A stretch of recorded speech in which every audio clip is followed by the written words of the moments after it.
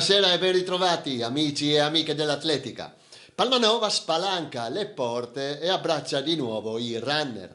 La città stellata si concede un'altra appassionante edizione, la numero 18 della mezza maratona, che ottiene costantemente il gradimento da podisti di ogni livello, siano essi keniani, italiani, etiopi, sloveni, croati, austriaci, svizzeri o tedeschi. Oltre 1400 quest'anno in barba a una giornata freddina, 7 gradi al via, grigia e umida e due vincitori da copertina, come i keniani Kibet Edwin Kiptu, podistica Torino, e Maina Veronica Nieri, GS il Fiorino. Sempre Africa dunque, a conferma di una predisposizione alla fatica che non ha confini e tempo e che è destinata a durare chissà per quanto ancora.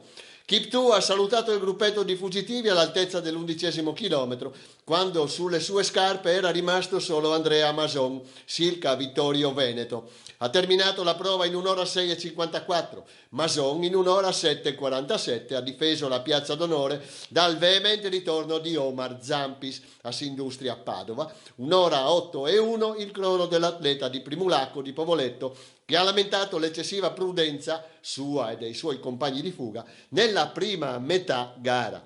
In quarta posizione troviamo Osvaldo Zanella, Bruniera Friuli Intagli, 1 ora 9:37, e in quinta lo sloveno Blaž Oresnik a K. Ormoz in 1 ora 9:59. Dal sesto al decimo posto hanno concluso Daniele Torrico, Trieste Atletica, 1 ora 10:04, Enrico Spinazzè, Atletica Pozzano, 1 ora 10:41, Nicola D'Andrea, Aldo Moro Paluzza, 1 ora 12:11, Janez Mulej, AK Radoblica, 1 ora 12:20 e Mattia Rizzo, Atletica Leone San Marco, 1 ora 12:21. Va segnalato il 13° posto finale di Stefano Scaini, già campione del mondo junior di corsa in montagna, che ha lasciato l'agonismo per correre divertendosi. Malgrado questo ha fermato i cronometri a 1 ora 13:46, sotto lo sguardo compiaciuto della moglie Anna Carmela Incerti, siciliana di nascita e friulana d'adozione, già campionessa europea di maratona. Sentiamo i protagonisti al termine della loro gara. Corro per la Silk Ultralight e oggi appunto ho preso parte a questa gara. È venuta fuori una bellissima corsa e possiamo definirla tattica, nel senso che siamo partiti molto tranquilli e anche i keniani facevano un ritmo molto tranquillo appunto fino al 10° chilometro. Poi Edwin, un keniano che ho conosciuto anche in altre gare, ha accelerato e siamo andati via io e lui per 5 chilometri. Poi mi ha staccato e sono riuscito a mantenere questa seconda posizione. Diciamo che è stata una gara molto irregolare, ma alla fine anche il tempo non è stato male, il tempo complessivo. Quindi una bella manifestazione, una bella gara e una bella conclusione.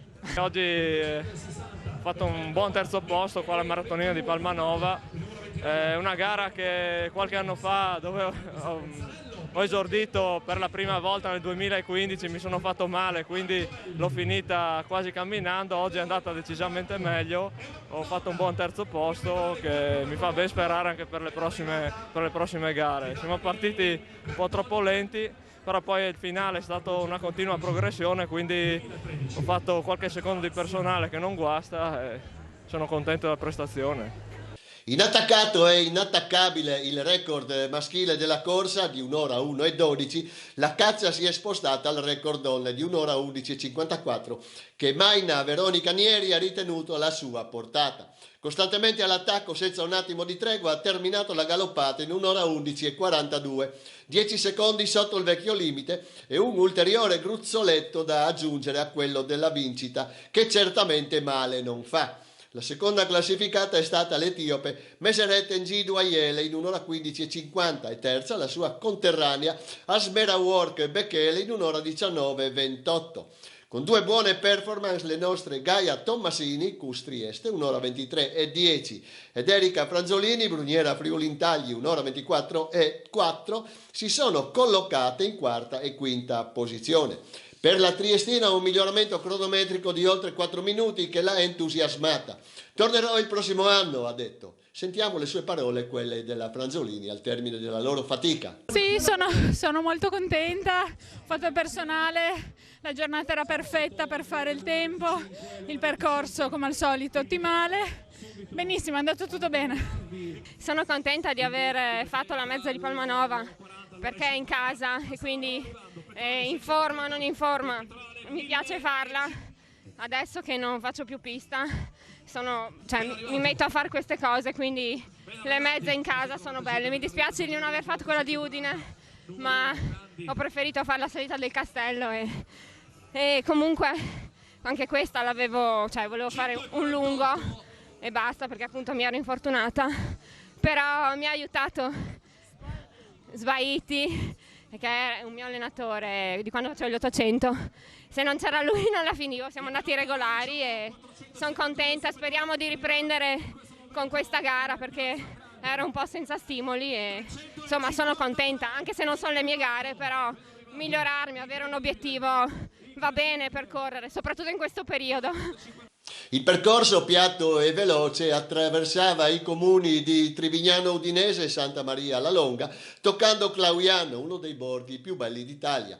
Quindi Merlana a metà gara, Jalmicco e ritorno nella città stellata da Porta Cividale, da dove i runner erano transitati anche alla partenza. Detto della competizione madre, vediamo quello che gli organizzatori di eventi sportivi Palmanova hanno messo a disposizione dei runner meno preparati e di chi pratica il Nordic Walking. Una camminata a passo libero per dare loro la possibilità di ammirare la bellezza dei bastioni. Erano partiti per primi i velocissimi concorrenti della mezza maratona di skating, un evento di casa a Palmanova realizzato in collaborazione con il club Comina Skating. Hanno vinto Matteo Barison, pattinatori Spinea in 36 minuti e 57 e Alessia Mezzalira, azzurra Padova, in 42 minuti e 43 secondi.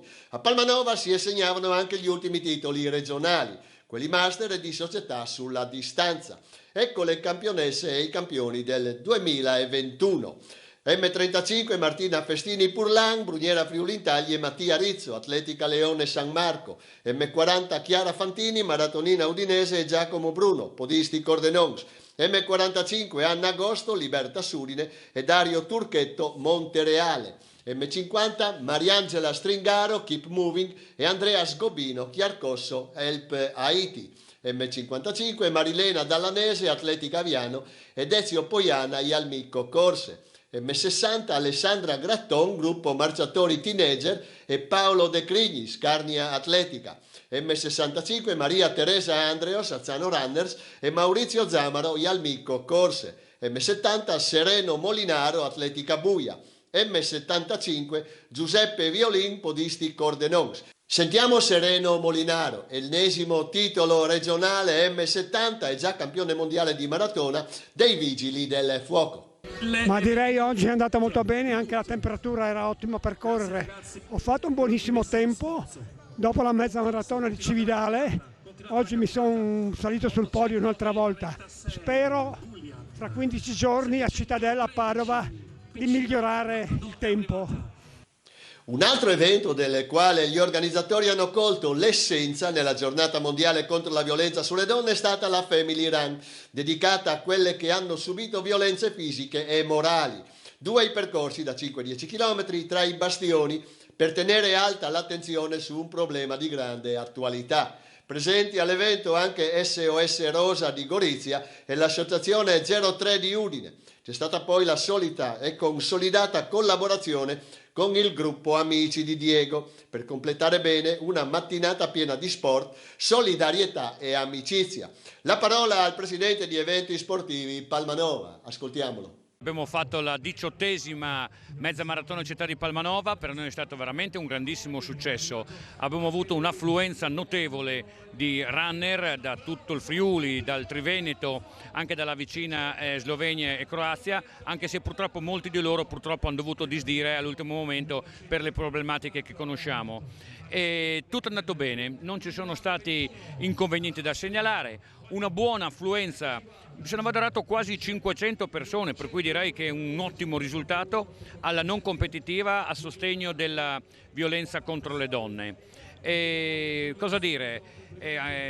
Tutto si è svolto al meglio e i ringraziamenti sicuramente vanno fatti all'amministrazione comunale per il sostegno che ci ha dato fin dall'inizio, a tutte le protezioni civili che erano dislocate lungo il percorso, ai volontari, alla Croce Rossa e ai vigili urbani di Palmanova perché mi hanno aiutato dall'inizio alla fine. Pertanto ragazzi, per me è stata una bellissima giornata di sport. Ci abbiamo avuto anche i roller, vanno ricordati anche quelli, adesso che li intravedo passare. Roller che c'è stata una tappa di Coppa Italia. L'arrivederci, come ho scritto sul banner, è per il prossimo anno, 27, la sappiamo già, novembre 2022, sempre qui a Palmanova, sempre dalla Piazza Grande, sempre ai eventi sportivi. Ciao!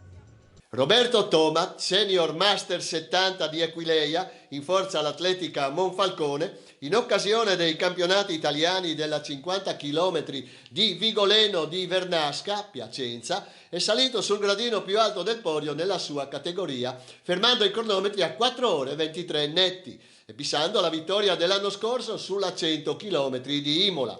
Con questa affermazione Thomas si conferma ultramaratoneta master di grande livello. Bel secondo posto in 4 ore 58 e 23 per Elena Cristina Floreani, senior femminile 55 delle Aquile Friulane, alle spalle di Lorena Di Vito, atletica Casone Noceto, prima in 4 ore 54 e 14. Buon esordio in maratona per Alice Sgrazzutti, a Firenze è seconda nella categoria promesse.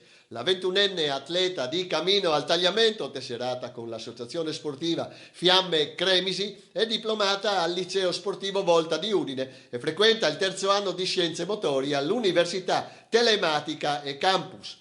Quest'anno aveva già affrontato 3 mezze maratone, la migliore delle quali in ottobre a Treviso, conclusa in 1 ora 41 e 45.